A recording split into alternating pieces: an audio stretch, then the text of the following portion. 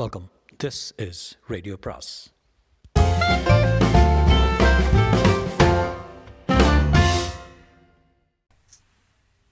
அனைவருக்கும் அன்பு வணக்கம். சுஜாதாவின் கடையாழியின் கடைசி பக்கங்கள். அடுத்த சாப்டர் நான் பார்ப்போம். செப்டம்பர் 1988. சென்ற இதழில் இந்த பகுதியில் இருந்த 7 அச்சு பிழைகளில் பெரும்பாலானவற்றை வாசகர்களை அறிந்து திருத்தியிருக்கலாம். கணையாழி வாசகர்களுக்கு அந்த பழக்கம் உண்டு என்பது எனக்கு தெரியும். இருந்தும் ஒரு திருத்தத்தை நான் குறிப்பிட்டே ஆக வேண்டும். சிறந்த பரிசீலனை கவிதை ஞானக்கூத்தன் என்று எழுதி பிராக்கெட்டில் கவிதையின் தலைப்பான பரிசில் வாழ்க்கை என கொடுத்திருந்தேன். அது பலரின் வாழ்க்கை என அச்சாயிருந்தது. சாரி திரு ஞானக்கூத்தன் அவர்களே, சமீபத்தில் எழுதிய ஓட்டைகள் பற்றிய கவிதையை ரசித்தேன். சென்ற இதழ் அச்சுப்பிழைகளுக்கு நான் தான் காரணம். இப்போதெல்லாம் நான் தமிழை எழுதுவது கம்ப்யூட்டர் மூலம் என்பது உங்களுக்கு தெரிந்திருக்கலாம். சென்ற முறை சென்னை வந்திருந்த போது அவசரமாக கையெழுத்தில் எழுதி கொடுத்தேன். அதுதான் காரணம். 1.5 வருடத்தில் என் கையெழுத்து இத்தனை மோசமாயிருக்கிறது. எழுத்து மோசமாகவில்லை என்று நம்பிக்கை. இன்றைய நாட்களில் தமிழ் கம்ப்யூட்டருக்கு எத்தனை தோதான மொழி என்பதை சட்டென்று பல கம்ப்யூட்டர் வியாபாரிகளால் கண்டுபிடிக்கப்பட்டு பல பேர் தமிழ் தொகுப்பு சாஃப்ட்வேர் தருகிறார்கள். அதில் சிறந்தது திரு முத்துகிருஷ்ணனின் பாரதி. டெல்லியில் ஒரு நிறுவனம் ஆப்பிள் கம்பெனியின் மேக்கின்டாஷ் கம்ப்யூட்டரில் பேஜ் மேக்கிங் என்ற அச்சாபீஸுகளுக்கு தமிழில் ஒரு சாஃப்ட்வேர் பண்ணி விற்கிறார்கள். அதை இன்று பல முன்னணி பத்திரிகைகள் உபயோகிக்கிறார்கள். கணையாழி போன்ற இலக்கிய பத்திரிகையை டெஸ்க்டாப் பப்ளிஷிங் முறையில் ஒரு நாளில் வடிவமைத்து அச்சுக்கோத்து அனுப்பிவிடலாம். அந்த நிலை சீக்கிரமே வர நாமெல்லாம் சந்தா கட்ட வேண்டும். என்றுமுள்ள தென் தமிழ் என்ற சொற்றொடரின் அர்த்தத்தை இன்றைய கம்ப்யூட்டர் நாட்களில் தான் முழுமையாக அறிய முடிகிறது. தமிழில் எழுத்துக்கள் குறைவாக இருப்பதை நான் உட்பட பலர் நையாண்டி செய்து கொண்டிருப்பது இப்போது வெட்கமாக இருக்கிறது. கம்ப்யூட்டர் விசைப்பலகையின் அப்படியே அடங்கக்கூடிய முதன் இந்திய மொழி தமிழ்தான். மற்ற மொழிகளுக்கெல்லாம் சாஃப்ட்வேர் சாகசங்கள் பண்ண வேண்டும்.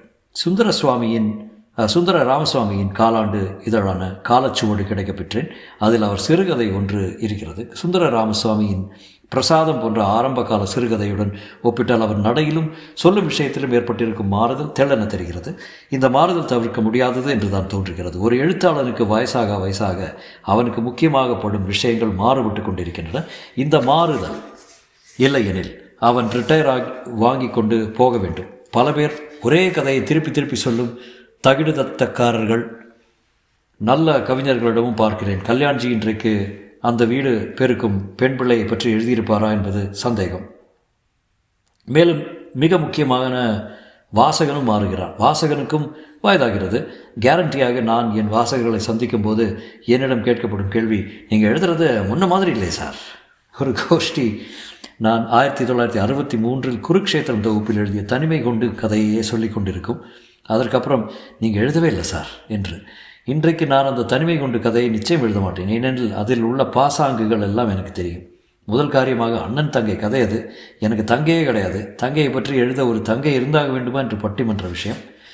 ராமாயணம் டிவியில் முடிந்து போனதை பற்றி நிறைய பேர் எழுதிவிட்டார்கள். அது எப்படி இந்திய துணைக்கண்டத்தை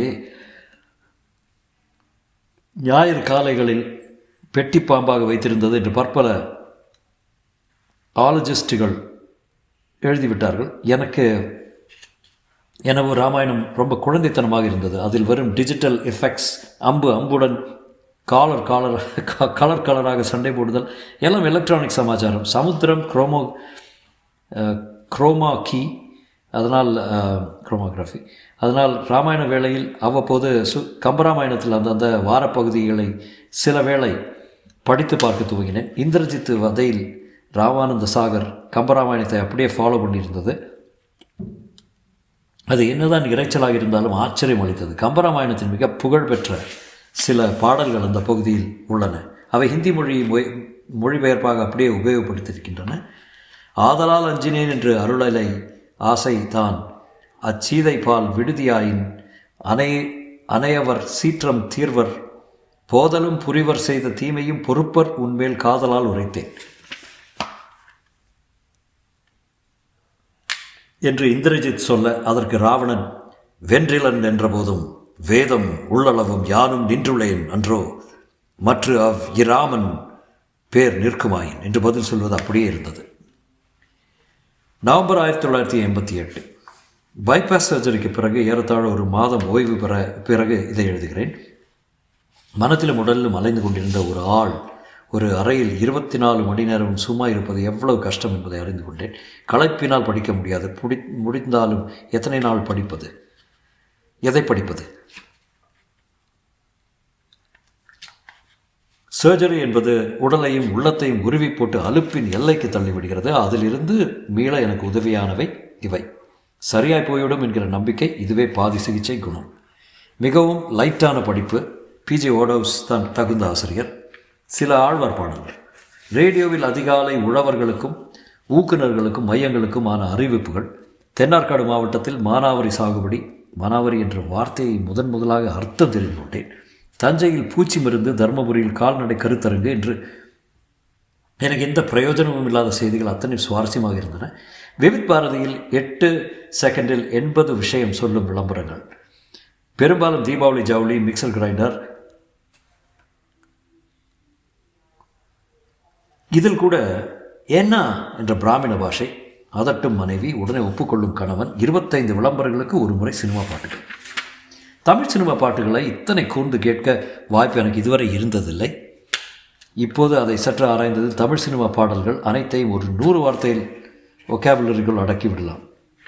உதாரணம்: காமதேவன், காதல் ராஜ்யம், தாகம் தீர்க்கவோ பார்க்கவோ கேட்கவோ, பூந்தோட்டம், நீங்காத ரீங்காரம், ராஜராகம், சங்கீதம் உன் பேச்சில், நாயகன் நாயகி, மணமாலை எதிர்பார்க்கும் பூங்கொடி, இதயத்தின் சிறை, சொர்க்கங்கள், சொந்தங்கள், கையோடு கைகள் உறவாட வேண்டும். இவ்வாறு ஒரு 100 போதும். இடையிடையே ரிப்பாப்பா ரிப்பாப்பா ஆண், லலலலா பெண், ஹஹஹா ஆண் பெண் போன்ற நல்ல தமிழ் வார்த்தைகளையும் செருகிக் கொள்ளலாம். மொத்தத்தில் 96% எஸ்பி பாலசுப்ரமணியன் தான் பாடுகிறார். பாடல் நடுவே ஒரு தடவையாவது நக்கலாக சிரிக்கிறார். எல்லா பாடல்களும் கேட்ட 3வது நிமிஷமே செத்து போகின்றன.